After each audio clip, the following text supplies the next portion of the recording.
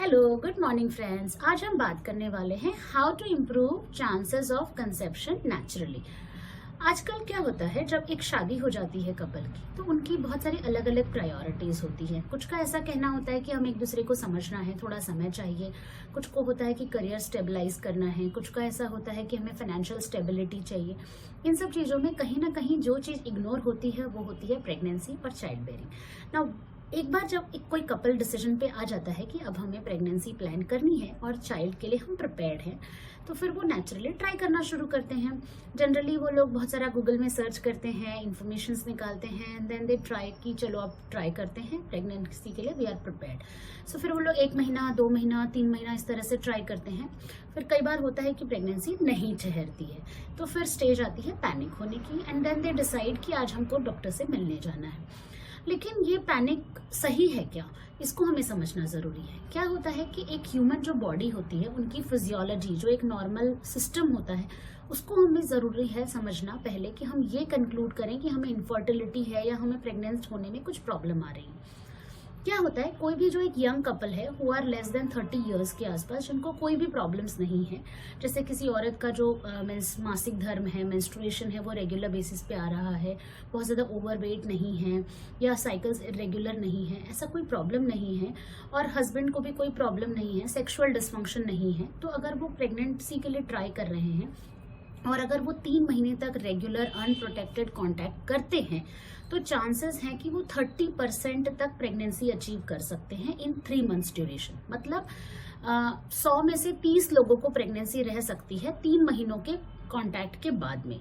और ऑलमोस्ट क्या होता है, अगर आप 1 साल तक वो पीरियड कांटेक्ट का रखते हैं जिसमें कि अनप्रोटेक्टेड ट्राई आप कर रहे हैं, तो आपको चांसेस है कि 80% केस में आपको सक्सेस मिलेगा। मतलब कि 100 में से 80 लोग जो होते हैं अनप्रोटेक्टेड इंटरकोर्स करने के बाद नेचुरली कंसीव कर जाते हैं।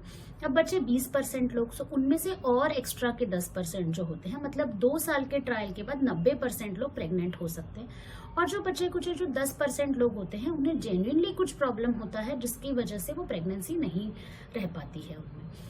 तो हम क्या कारण है उसको समझने से पहले ये जानते हैं कि एक ह्यूमन बॉडी, एक औरत के शरीर, एक लड़की के शरीर का क्या सिस्टम होता है, जिसमें कि एग जो प्रेगनेंसी के लिए तैयार होता है वो किस तरीके से होता है, उसको समझते हैं।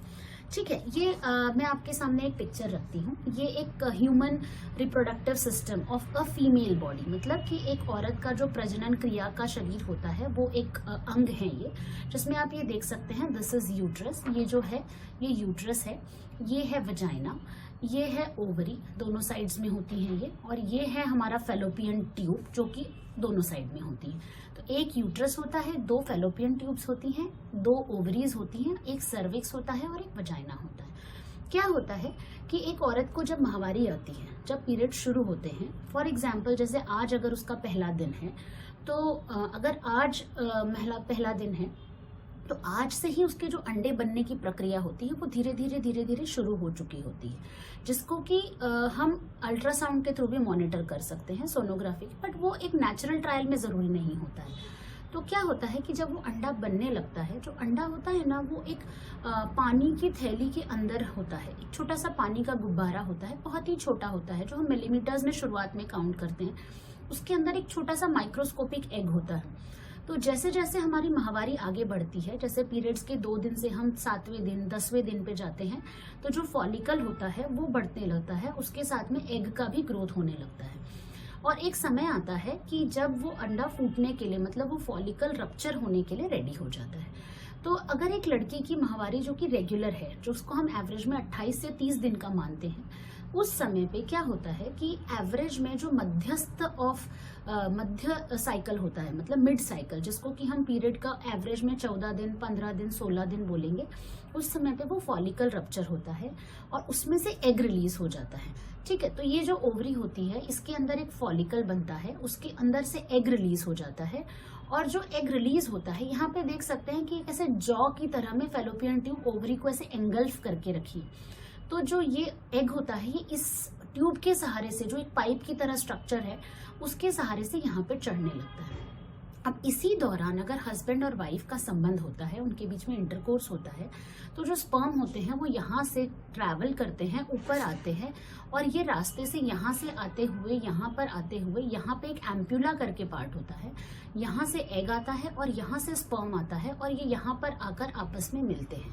तो यहाँ पर स्पर्म और एग का मिलन होता है और वो साथ में मिलकर एक भ्रूण बनाते हैं, जिसको कि हम एम्ब्रियो बोलते हैं।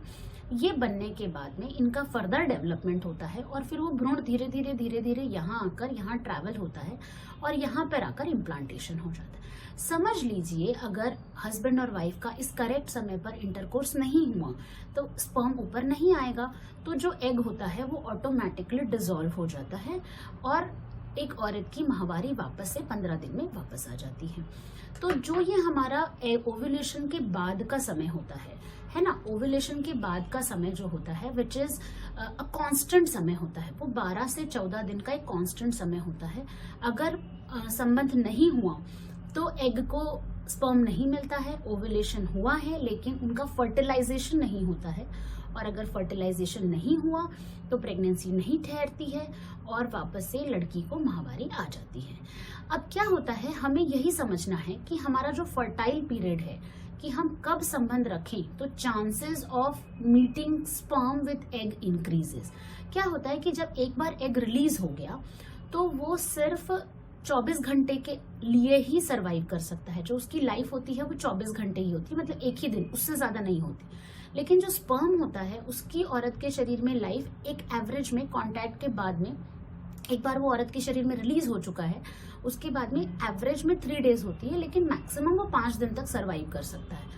तो क्या होता है कि हम ऐसा रेकमेंड करते हैं कि ओव्यूलेशन होने के पहले अगर संबंध हुआ 1-2 दिन पहले तो वो बहुत ज्यादा अच्छा होता है, उससे चांसेस ऑफ प्रेगनेंसी डेफिनेटली बढ़ जाते हैं।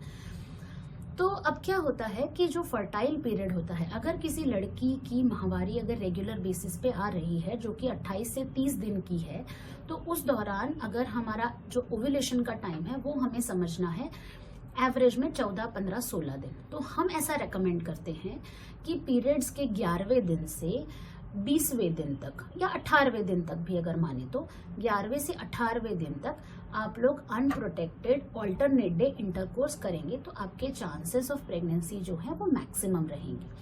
अगर हम रिसेंट नए रिसर्च के हिसाब से और नए लिटरेचर के हिसाब से माने तो ये भी कहते हैं कि डेली कांटेक्ट भी रखा गया तो कोई नुकसान नहीं है। आप डेली भी कांटेक्ट रखेंगे उससे भी चांसेस ऑफ प्रेगनेंसी बहुत अच्छी होती है। ये तो हो गई हमारी फर्टाइल पीरियड की। लेकिन अगर कुछ लड़कियां ऐसी होती हैं जिनके की पीरियड्स इरेगुलर होते हैं तो उनका फर्टाइल पीरियड हम कैसे कैलकुलेट करेंगे, ये हम इसके बारे में और डिटेल में एक अलग वीडियो में डिस्कशन डेफिनेटली करके वी विल अपग्रेड यू। ठीक है, अब बात आती है सिर्फ ये फर्टाइल पीरियड ही इंपॉर्टेंट है क्या, बाकी कोई चीज इंपॉर्टेंट नहीं है क्या? नहीं, ऐसा नहीं होता। अब फर्टाइल पीरियड के अलावा ये जो हमारे जितने अंग हैं जो इन सब प्रक्रिया में इन्वॉल्व है ये सारे नॉर्मल होने चाहिए, और इसके साथ ही जो पुरुष का जो मेल पार्टनर का रोल है वो भी इक्वली इम्पॉर्टेंट है। इन सब चीजों के लिए हस्बैंड का सीमेन काउंट नॉर्मल होना चाहिए, उनका जो सेक्सुअल एक्टिविटी है वो नॉर्मल होनी चाहिए, उनको अगर कोई तकलीफ है तो उनको डॉक्टर से कंसल्ट करना पड़ सकता है अगर उनको कांटेक्ट के दौरान कोई समस्या आती है तो। और इसके अलावा ये एक मोटा मोटी बेसिक फिजियोलॉजी, तो इससे मेरा ये कहने का तात्पर्य है कि अगर कोई कपल प्रेग्नेंट होने के लिए ट्राई कर रहा है तो ये एक दिन का प्रोसेस नहीं है। अगर आज आपने सोचा कि आपको प्रेग्नेंट होना है तो ऐसा नहीं है कि आज के आज या इस महीने ही प्रेगनेंसी रह जाएगी। आपको थोड़ा पेशेंस रखकर 6 महीना 1 साल का ट्रायल देना पड़ेगा, क्योंकि मैंने जैसा आपको बताया कि 3 महीने में आप सिर्फ 30% ही चांस रखते हैं। मतलब 3 महीने अगर आप रेगुलर कोशिश करते हैं तो 30% चांस है कि आप प्रेग्नेंट रह पाएंगे, लेकिन आगे का जो सक्सेस रेट है वो और भी बेहतर है। तो आप उसके आगे आप कोशिश करिए। अगर आपको इस दौरान 6 महीना हो गया है या साल भर हो गया है, लेकिन अगर आपकी एज ज्यादा है, से अगर आपकी एज 35 साल से ज्यादा है तो आप पहले कांटेक्ट करिए डॉक्टर से। ठीक है, इसके अलावा हम कुछ अगर बेसिक चीजें और आपको बताना चाहें तो प्रेगनेंसी के लिए फर्टाइल पीरियड के साथ साथ में आपका अच्छा लाइफस्टाइल भी बहुत इंपॉर्टेंस रखता है। जैसे कि आपका डाइट जो बहुत हेल्दी होना चाहिए, मतलब आपको एक अच्छा हेल्दी वेट एक टारगेट रखना चाहिए। आपको अगर बहुत ज्यादा ओबेसिटी है या बहुत अगर लीन थिन है तो कंसल्ट करिए एक प्रोफेशनल से और अपने वेट की तरफ ध्यान दीजिए। इसके अलावा जो चीजें हैं, exercise, over exercise is also not good for pregnancy, है ना। आपको योगा, प्राणायाम, एक average moderate exercise is always good for the pregnancy. ठीक है, इसके अलावा स्ट्रेस इज वेरी इंपॉर्टेंट। अगर आपने सोच लिया कि आज हमें प्रेगनेंसी प्लान करनी है तो आपको इस लूप में नहीं फंसना है कि आज ही हमें प्रेगनेंसी चाहिए। आपको अपने दिमाग को इतना स्वस्थ रखना है कि आप 24 घंटे प्रेगनेंसी के बारे में ना सोचते हुए जो प्रेगनेंसी के लिए वर्क करना है वो आप करिए, उसके साथ साथ में अपने दिमाग को व्यस्त रखिए ताकि आप उस स्ट्रेस से बच सके जो आपको प्रेगनेंसी की तरफ प्रेगनेंसी से दूर कर रहा है। बिकॉज स्ट्रेस ऐसे हार्मोन्स रिलीज करता है जो प्रेगनेंसी के लिए अच्छे नहीं होते हैं। ठीक है, इसके अलावा अगर आपको कुछ भी डाउट लगते हैं रिलेटेड टू प्रेगनेंसी या रिलेटेड टू फर्टिलिटी, अगर आपको ऐसा लग रहा है कि आपको कंसीव करने में कुछ समस्या आ रही है तो आप डॉक्टर से कंसल्ट करिए। इसके अलावा अगर आपको कुछ कांटेक्ट के दौरान कोई समस्या है तो भी आप अपने डॉक्टर से कंसल्ट करिए। अगर आप हमसे कुछ जानना चाहते हैं तो हमें आप क्वेरीज में लिखकर भेजिए, हम अपने वीडियोस के माध्यम से आपका क्वेरी सॉल्व करने की कोशिश करेंगे और आपको कमेंट भी करके बताएंगे। So will see you in next video. Next video हम बनाएंगे और आपको इन्फॉर्म करेंगे। Thank you.